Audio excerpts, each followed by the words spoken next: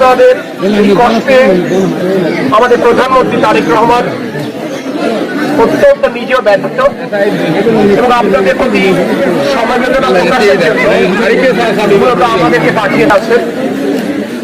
আপনাদের এই কষ্টে আমাদের প্রধানমন্ত্রী তারেক রহমান অত্যন্ত নিজেও ব্যথিত এবং আপনাদের প্রতি সমবেদনা প্রকাশের জন্য মূলত আমাদেরকে পাঠিয়েছেন।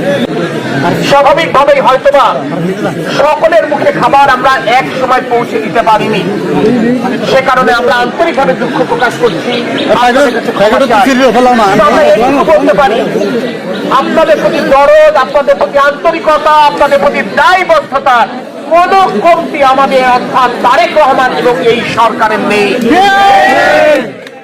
আমরা শুধুমাত্র আপনাদের মুখে খাবার তুলে দিতে আসিনি, এই বার্তাও দিতে এসেছি পানি নেমে যাওয়ার পরে নিশ্চয়ই আপনাদের অনেকের ঘর বাড়ি বসবাস অনুপযোগী হয়ে যাবে, ভেঙে গেছে, বসবাস করবার অবস্থায় নেই।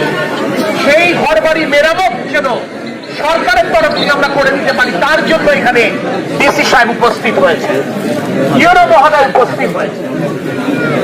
আইন শৃঙ্খলা পরিস্থিতির যেন নিয়ন্ত্রণে থাকে, কোনো অবনতি না হয় এই দুর্যোগময় পরিস্থিতিতে, সেটা নিশ্চিত করবার জন্য আমরা এসপি সাহেবকে সাথে নিয়েছি। আপনাদের অনেকের ফসলের ক্ষেত ভেসে গেছে, আমরা অনেক ফসলের ক্ষেতের উপর দিয়েই আসলাম।